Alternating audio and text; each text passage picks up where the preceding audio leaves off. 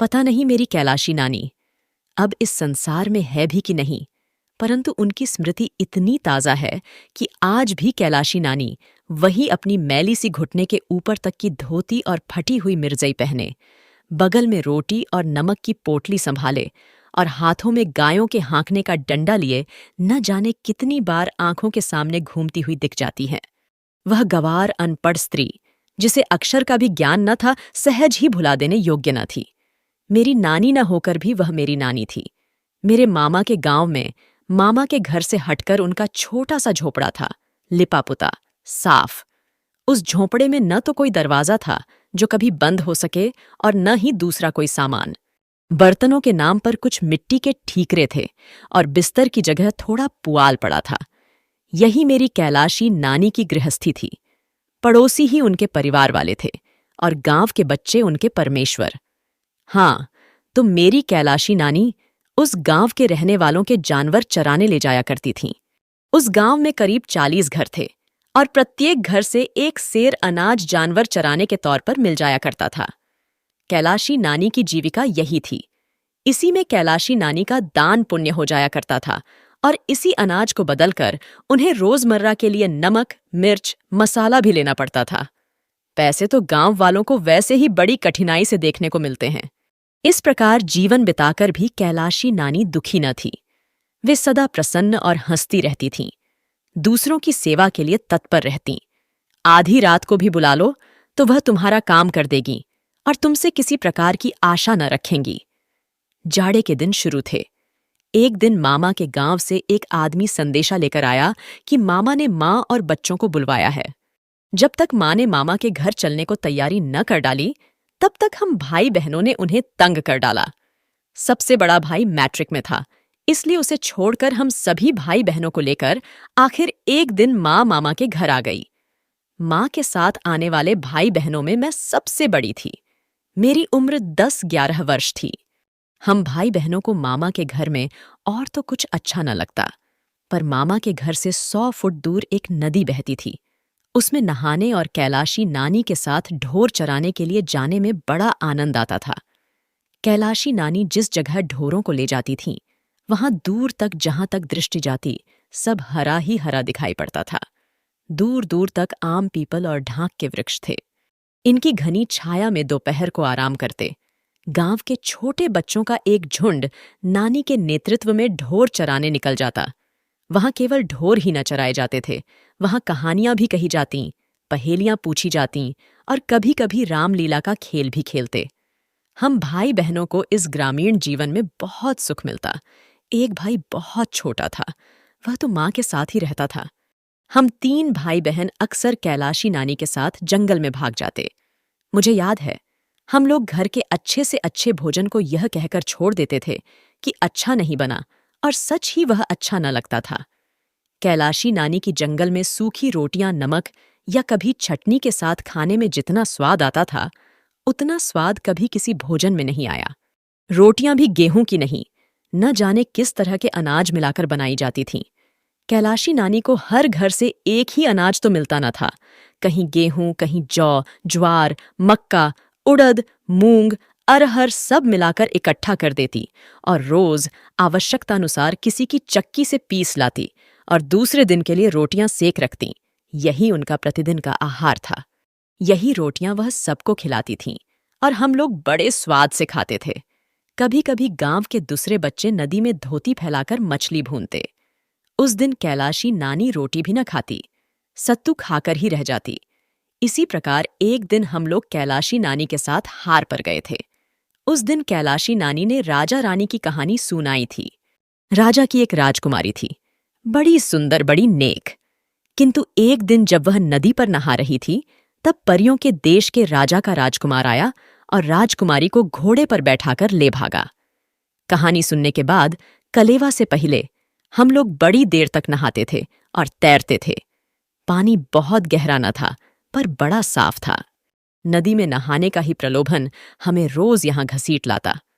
हाँ, तो उस दिन नहाते नहाते मुझे यही डर लग रहा था कि कहीं परियों के देश का राजकुमार न आ जाए। वहां राजकुमार तो न आया, परंतु जब नहा धोकर लौटी तो देखा कि कैलाशी नानी के पास कोई बैठा है। कपड़े जरा साफ सुथरे थे। मैं डरी कि कहीं यही तो वह राजकुमार नहीं है। फिर घबराकर दूर तक नजर दौड़ाकर देखा, कहीं भी कोई घोड़ा न दिखा। मैं बेफिक्र हो गई कि यह राजकुमार नहीं है, वह होता तो घोड़ा जरूर होता।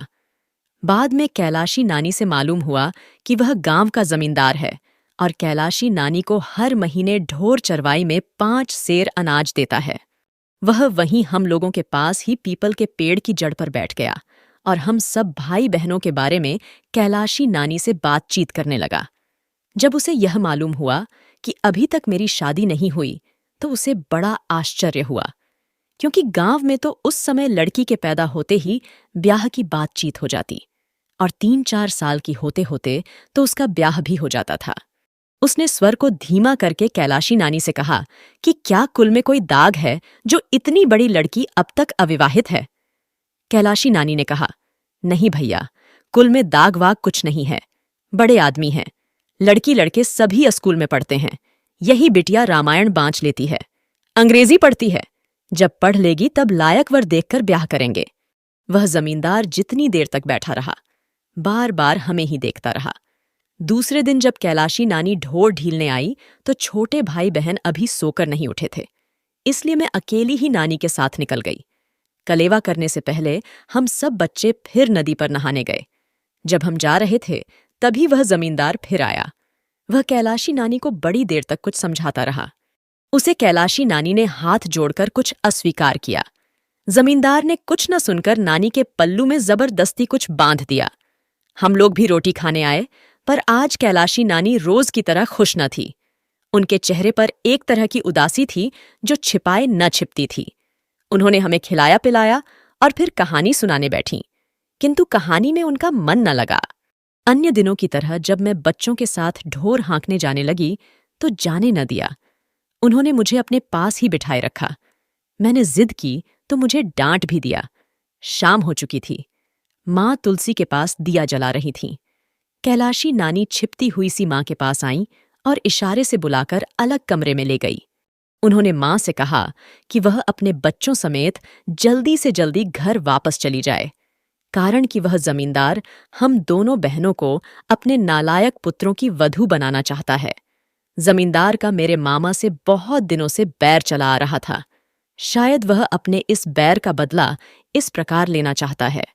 वह चाहता है कि कैलाशी के साथ ढोर चराने जाने पर वह हम दोनों बहनों की मांग में अपने पुत्रों से सिंदूर भरवा दे।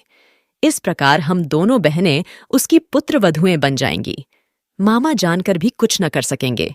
इस काम में वह कैलाशी नानी की सहायता लेना चाहता था, इसलिए 10 रुपए उनके पल्लू में जबरदस्ती बांध दिए थे। 40 रुपए काम पूरा हो जाने पर देने का वादा किया था। कैलाशी नानी ने शपथ लेते हुए वह 10 रुपए कमर से निकालकर माँ को दिखाए और फिर बोली, बिटिया झूठ नहीं कहती, मेरे पास तो 10 पैसे भी नहीं, फिर ये 10 कलदार कहाँ से आए? ये उसी अधर्मी ने बांध दिए हैं। तुम बिटिया को लेकर चली जाओ। जिस गांव का जमींदार इतना अधर्मी है, तुम यहां फिर न आना। बिटिया का शादी ब्याह करके ससुराल भेजकर ही फिर आना। कैलाशी ने यह भी कहा कि वह हमारे जाते ही इन रुपयों को जमींदार के आगे फेंक देगी। अधर्म का पैसा वह कभी स्वीकार न करेगी। मुझे याद आया कि एक दिन इकन्नी लेकर मैं नानी के साथ चली गई और कैलाशी नानी ने मुझसे लेकर वह बहुत संभाल कर रख ली और शाम को लौटकर वह माँ को वापस कर दी।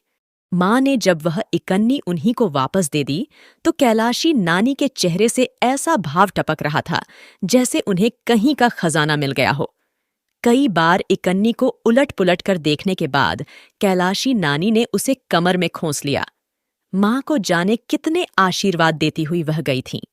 वही कैलाशी नानी आज कमर में 10 कलदार बांधे थीं।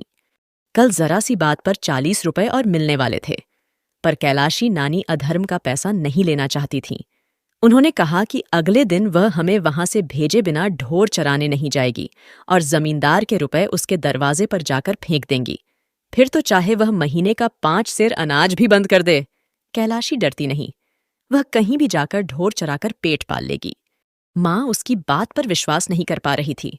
कोई कैसे उनकी पुत्रियों की मांग में सिंदूर भरकर घर में रख लेगा?